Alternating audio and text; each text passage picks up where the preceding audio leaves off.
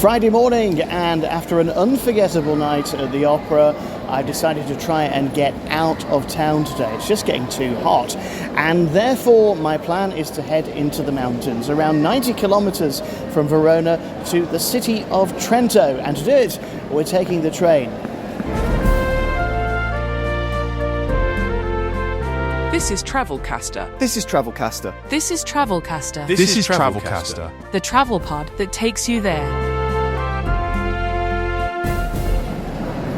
10:30 at Verona station, and it's already really busy. There are quite a few people knocking about, quite a few different departures to places like Milan and Bologna and Napoli and Venice and Trieste. Oh, I wish I was going to Trieste, but I'm not. I'm going to Trento. Now, the thing to bear in mind when you're taking domestic trains in Italy is to choose your ticket wisely. You could take the fast train, the Freccia, which will cost you a little bit more. A journey to Trento today, a single journey that would be about €13. But by taking the regional train, which takes half an hour longer, it's only €8. So that's the one I'm going for. Well, the train from Verona to here in Trento takes about an hour, and it closely follows the Adige River. We're still in the Adige Valley here, and as we were coming up, quite a narrow valley, but surrounded by fields, lush with vines, beautiful sort of agricultural landscape. And the further up the valley we came, the steeper it became, and around us now are the hills. Just north of here, if you carry on going on the train, you eventually get to the Brenner Pass in Austria, which leads all the way up to Innsbruck. Quite a spectacular ride if you got the time. But we're here in Trento now, relatively small town. Let's see what it's got to offer. Well, this is just charming. Winding streets, far, far fewer people than in Verona, even in July at lunchtime. This is a relatively quiet spot. It's absolutely beautiful. You've got classical buildings all around, and less than 10 minutes walk from the station through the little porticos, you come here to the main piazza, the market square. Now, we're here on a Friday, but I'm told that on a Thursday there is a bustling market with stuff to buy. But in front of me is the most amazing church, the Cathedral of Trento, which completely dominates the area around here. And in the middle of the square of the piazza is this beautiful ornate centerpiece full of fountains and statues, and what looks to be Neptune at the top with his trident looking down.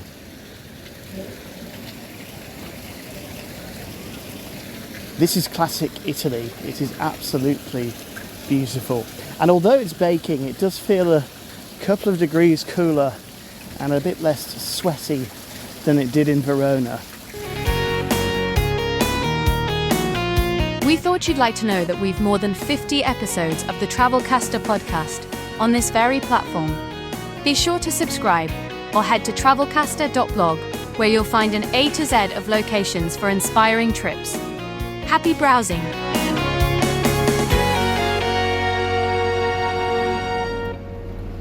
Do you know what? I cannot believe just how quiet it is here in Trento. It's Friday afternoon. There's a collection of lovely bars leading off from the cathedral, and down this street are historic buildings all around. There is beautiful frescoes, palazzos. One of the palazzos is now the home to the commune, the regional council and government that runs this area, and it's got a lovely cool courtyard that you can go in. And at the other end of the street there's another big church, but it's so quiet. It's absolutely beautiful. Had myself a lunch in one of the bars down there. A main course and a soft drink came to less than €20. Now, when in Trento, you can explore plenty of churches and a couple of museums, go up a tower, or if you want a really good view, you can spend €5 of your euro to take the cable car up here to Sardinia. It's about 400 meters above ground level, and it's at the base of 3 local mountains that are mapped out on the board before me.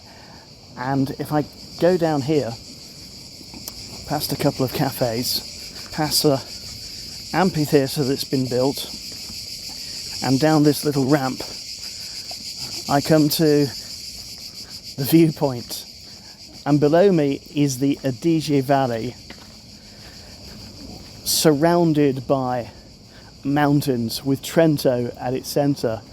And from up here you can get the scale of Trento. It's not a big town, as I mentioned, but the views from here are quite something.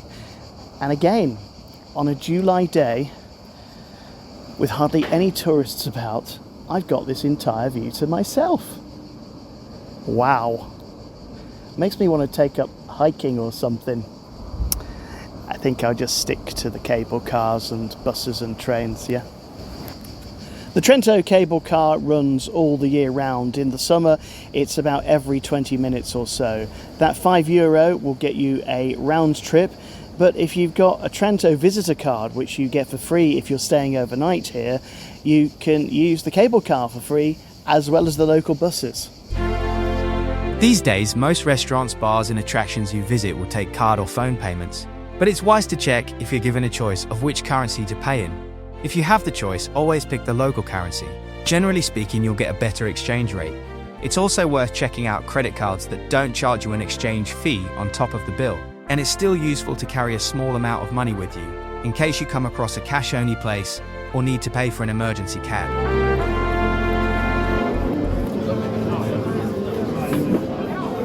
Now, after the relaxing surroundings of Trento today, I fancied something a bit more laid back tonight in Verona, and I think I found it. San Zeno. This is a small neighbourhood, about 15 minutes from the city centre by bus, and as well as a really pretty church whose bells you may be able to hear ringing in the background, there's a real local feel to this place. The piazza is laid out in a sort of triangular shape with plenty of greenery, and it's surrounded by loads and loads of little bars, pizzerias and bistros. And it's about as far away from the tourist trap as you can get in a place like Verona, and I can highly recommend it. Lovely wine spritzes, a nice bit of ham and cheese toasty, and some live music at a nearby bar.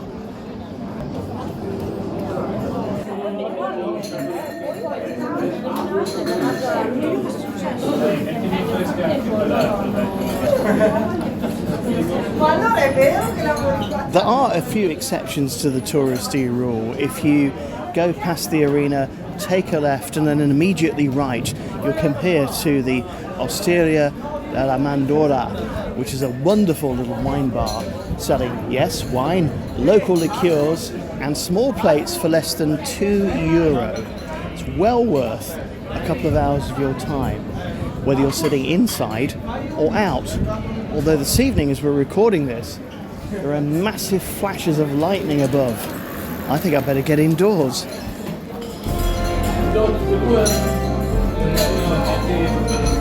2 to 3 days is enough to see what Verona has to offer, and also to maybe take a trip out to a place like Trento. That's going to wrap up this edition of the podcast, but in our next episode, we're going to be getting out of the city and onto the water. To find out how to get here and what to do when you arrive, head to travelcaster.blog.